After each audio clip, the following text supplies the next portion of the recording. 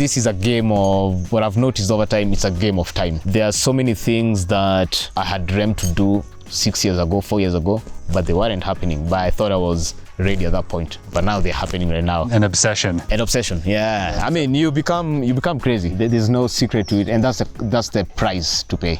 There's always price for everything. So are you willing to pay that price? We've done quite a lot. No, he's not lying. As the last week we've been hanging out and he's telling me about these projects. There's like dozens of them. There's so many. These guys are just making so much stuff.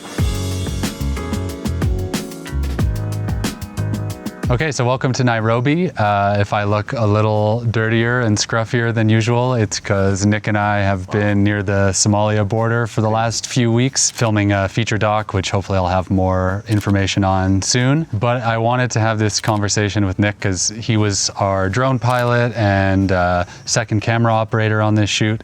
And I was just really impressed with how much he's hustling and making things happen.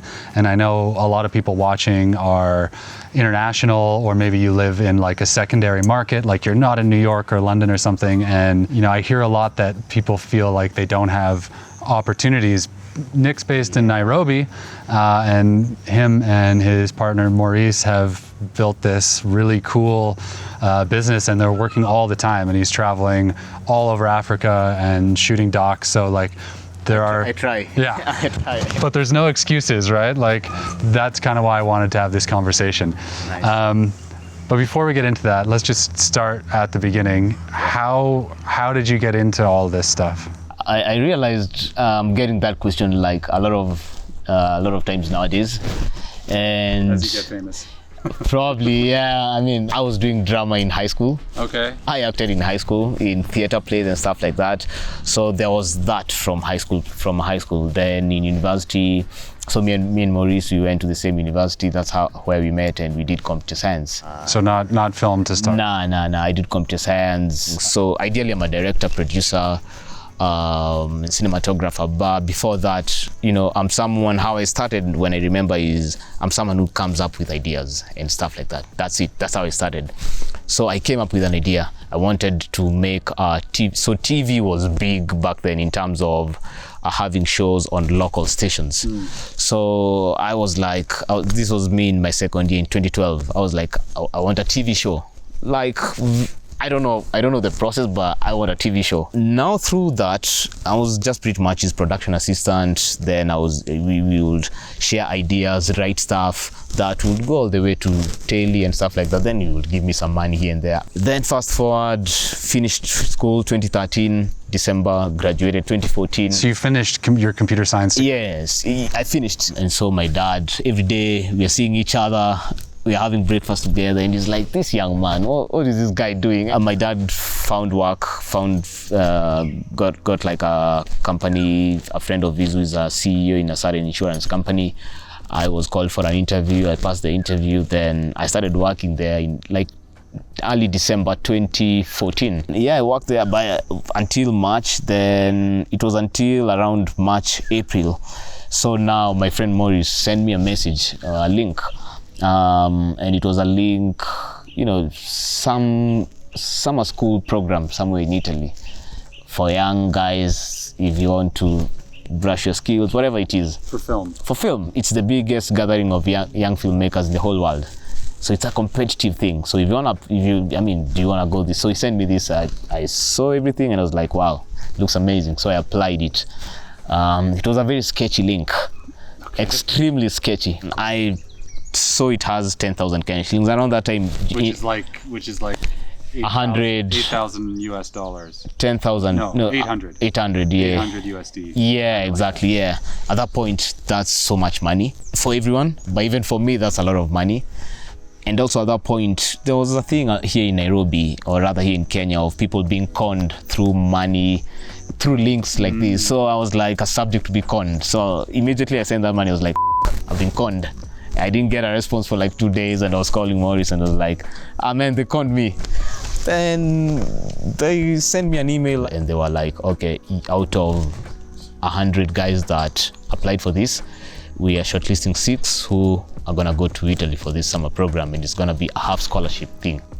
So they are taking care of your stay there. So for you to take care of your flight there and your meals, accommodation and everything else is them. And you wouldn't have been able to afford it without... Nah. So all this time I'm calling Maurice, I'm like, this thing was for real, this link wasn't sketchy, you know. So yeah, fast forward, now when I was like, this thing is coming through, now I knew I was gonna leave here ASAP. So I wrote this resignation letter like 3 weeks before it used to be on my desk. And fast forward, I left that place. Everything changed to Italy, and yeah, and I left and I went there for like many months, a couple of months for that year, 2015. Very weird and intense program. The school itself, it wasn't theory, it was like learning on the field.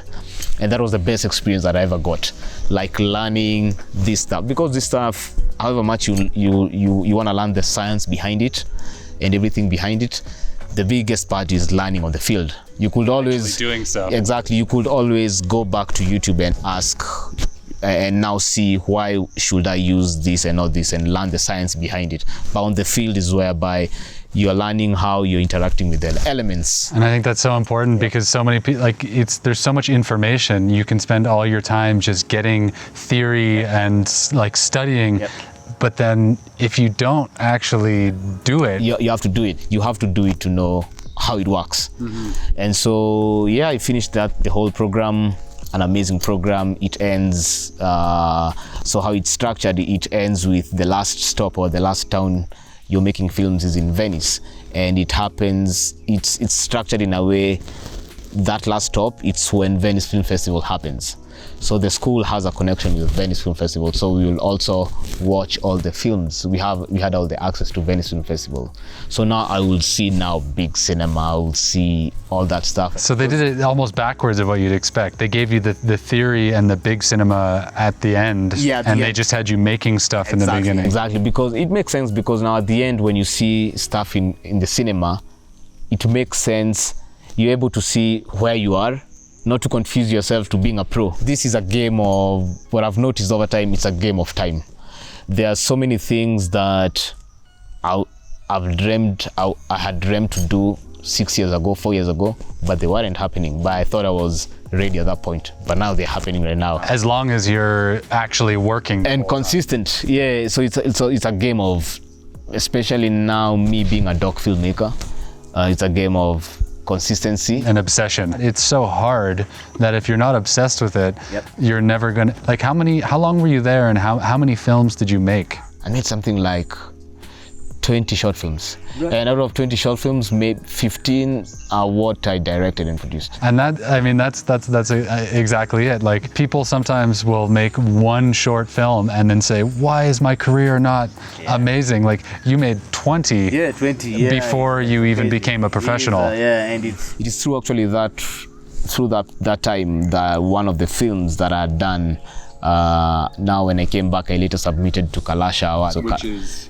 like, for people who don't know. Yeah, it's the biggest film award here in Kenya and pretty much in East Africa. But it's such a good, I mean, it's such a good learning example, because I even, like when I do mentorships, I even say like, in 1 year make 6 films, and people are like, oh, that's I don't have time, I can't do it. And you're like, if you can't make, like you made 20, if you can't make 6, like, or if you can't make 3, it's not going to work. You're not gonna make one thing and have this masterpiece.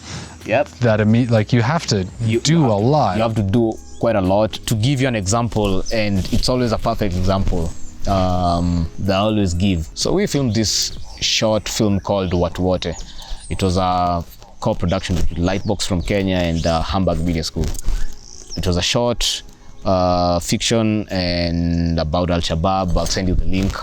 From real events. I was called, do you want to do this? And it had like the guys from Captain Phillips. They were the stars. The Somali guys. Yeah, Somali guys, yeah. I came through, I did the film, I was like, how much was the pay? I was told this, and I was like, I'm fine. Would you have done it for free? I would have done it for free.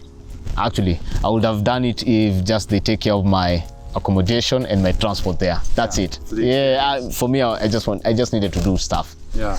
Fast forward, I I just came through. It was my first equipment. It was a Phantom P3 Pro. It's a drone, yeah. And I did like a 3-day shoot or 3-day, 4-day, 2-day shoot, whatever it was. And fast forward, I remember just being called, yo, the film has been nominated for the Student Academy Awards. Are you down to go for the show? I was like, yeah. It was in LA. I went for the show. It won that category. And then because it won, it got immediately when you win Student Academy Awards, because it's Academy Awards but the student version, you get a direct ticket for the academies. And so the academies was next year, January or February, whatever it was, 2017. And the film went there. It was nominated, didn't win, but it was nominated under short live action. Yeah, that's always how it goes, though. Like you take luck comes when you take opportunities, and you weren't doing it for the money. Actually, you weren't being paid very well at all. And you were like, I don't care. I think this is an important project. I think I can learn from this. And you did it. And then there was a big result. But so many people want the promise up front. And that's just not going to work. And so the many other projects that I've gotten from being associated with that project or just being associated now are mega projects that now I've gotten paid a bigger check, just being associated with that. So it means my investment was just taking the job, not asking for a bigger pay. And that's why, like, you can find so many videos out there of people saying, never work for free, and it's like there's a difference between being taken advantage of and being given an opportunity. Like, you have to take those opportunities. And it's like, I always tell the story about, my first photo that went on the front page of the New York Times. I got paid $20, and I was like, at the time I was so mad, right? But now my whole career came after because of that photo. And if I had known, I would have paid them $20 for that opportunity. Even more. So it's like, so also it comes from a point of being involved. You have to be involved. You, for lack of a better word, you're eating documentary for breakfast. You're eating documentary for lunch and dinner.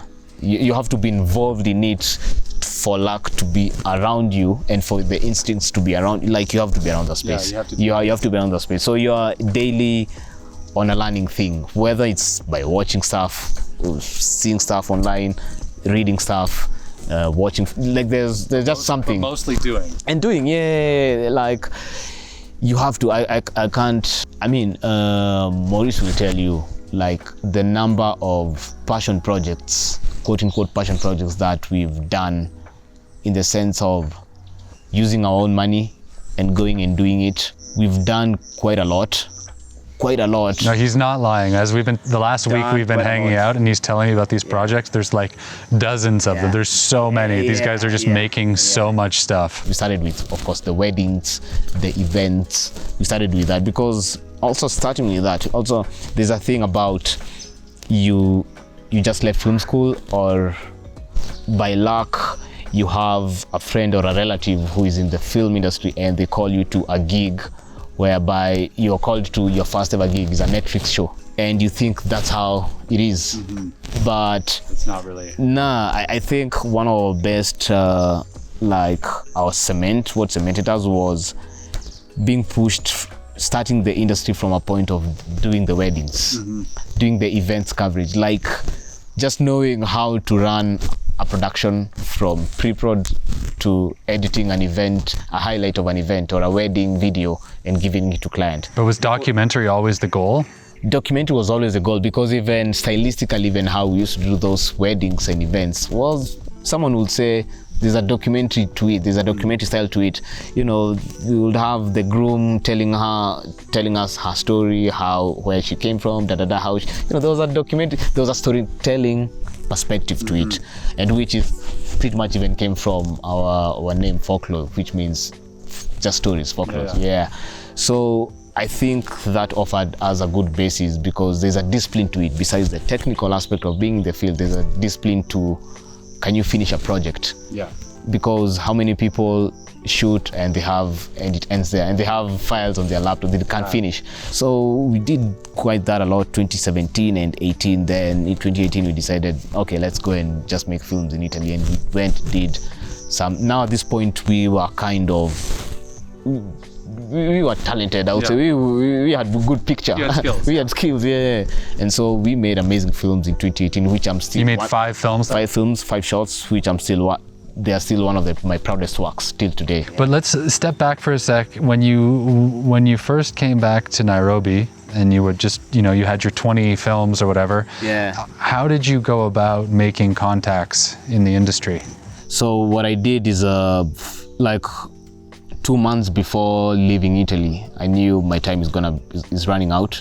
And so, because I knew names from here, from industry, Like just by watching credits and and just people because also, as much as you're not working in the industry, you're watching a lot of TV, you want to be in that show, you know people, celebrities. Yeah. So what I did, like 2 months before coming to Nairobi, I spammed all their inboxes. At that point, Facebook was big, Instagram wasn't big, people weren't, DMs weren't big. You're an old man now, man. Yeah, but Facebook was big, so I spammed all of these guys on Facebook, and maybe out of the 20, 2 responded and 1 came through. So immediately when I came back, 3 weeks later or something, there was a TV series that was starting, and I was called to that TV series from the producer that I had inboxed. And I got into that series as a runner, and like a PA. Yeah, a PA. Yeah, the guy who runs. Ideally, is a runner. Getting coffee. Yeah, exactly. Getting coffee, all the cables, tying all the cables, and because it didn't have like a big budget, because they were making a pilot series of 13 episodes for broadcast. So I also doubled up as a gaffer. So what I did now is, like, I want to be a director and producer and camera ops, but like no one would give me a job as a director. I don't have, like, I'm not yet tested. Mm-hmm. So what I did is, and I wanted to be consistent in the industry. So I discovered there are no drone pilots, there's no aerial cinematography happening, and that's something I saw a lot in Italy. So I decided, I saw a niche to it. Yeah, and so what I did, so me and Maurice, we just saved up, and a friend of mine, and we bought, so me, Maurice, and a friend of ours, we bought now the first Phantom 3 Pro. I got in, my first footing was, as much as I knew I'm a director producer, my first footing in the industry was being a drone pilot. Because that's where I mean, there's so many takeaways. So let's just summarize all that. Like, he saw an opportunity that there weren't many drone pilots, so even though I don't want to be a drone pilot forever, this can get me in. And I've heard that again and again. Maybe you saw the interview I did with Pablo Durana. He wanted to get in, he couldn't get a job as a DP, so he started with sound, and then he got on sets that way. And from sound to DP? Yeah, from sound to DP, because the director he wanted to work with was like, I don't need a DP, I have one, but I need a sound guy. So learn sound. He taught himself sound. It's the same thing. You also, for the networking, these days I would not recommend Facebook, but you emailed, you gathered, this is everything we've been talking about in all these networking videos. You gather the people who are in your area, whether that's, Bangalore or Wales or Idaho or wherever you live, wherever you figure out who's making stuff in your region. You contact them, you prove to them that you're hustling. Yep. You had it sounds like you had like 25 films under your belt at this point. They could see this guy's doing it. Yep. He's actually, he's hustling. And you emailed them. And even with all those films, you emailed 20 people, you got like a 5% answer back, and then you got that one opportunity and you turned that. Even the director we're working with right now, I think I've mentioned this example before, but to get this job, even with 15 years of experience, I emailed this director like 15 times. And every time she we'll ask her when we see her later, but she would always respond, "Oh, we're very busy right now," and brush me away. And I just kept coming back. And I was persistent, and now we're here shooting this huge project together, and it's funny, but you have to meet people. You have to. Yeah, there's no secret to it, and that's the price to pay.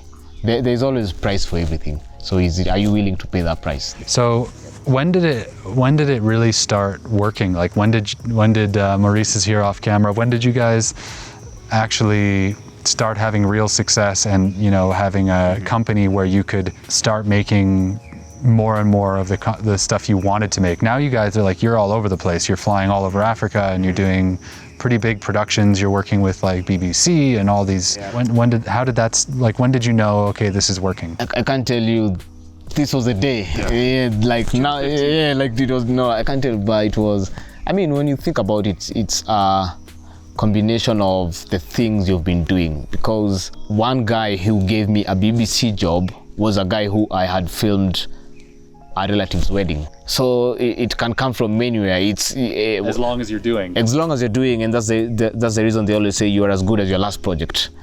But just to give it a time frame, I would say once we came back from Italy in 2018 with the 5 films in 2018, and they were all kind of crazy international films. It was very intentional. We had gone there with this intention.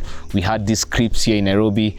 We knew all these locations. We had done like all location scouting on Google Maps, and we knew we're gonna be at the coast. This is the kind of film we wanna do. So once we came back from that, I think those films kind of propelled us to a new set of people that discovered our storytelling style. It's not that we did such amazing shots or amazing films that everyone wanted to work with us. I think it also aligns from a point of, if you put effort on something, the world also aligns with you somehow. Yeah. Yeah, it knows your effort and it aligns with you. Yeah. Yeah. All right, so last thing, if you were starting again, and you know, you're not in LA, you're not in London, you know, if you're starting again in 2024, what would you do?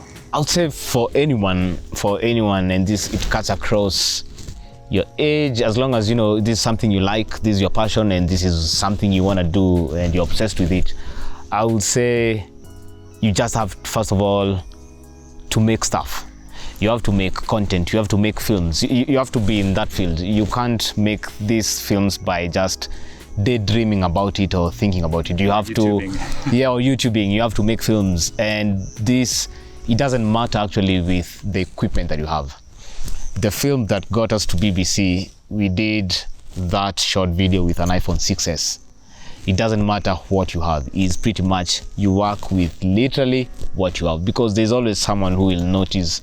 People understand. People understand. That's the reason when you go to a pitch, you're asking funds for development money. They understand. That's the reason you don't have funds for product.